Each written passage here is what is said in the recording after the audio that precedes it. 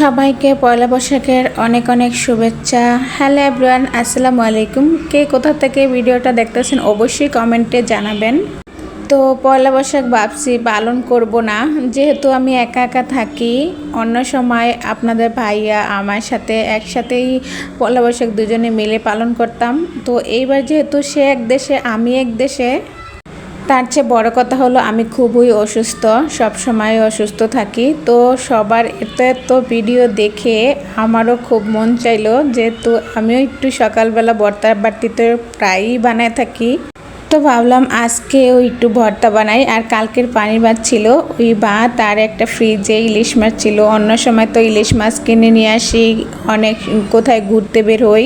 তো এইবার কোনো কিছুই করি নেই।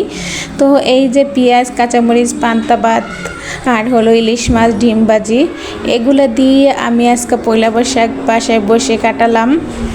তো আপনারা কে কীভাবে পয়লা বৈশাখ কাটাইছেন অবশ্যই কমেন্টে বলে যাবেন।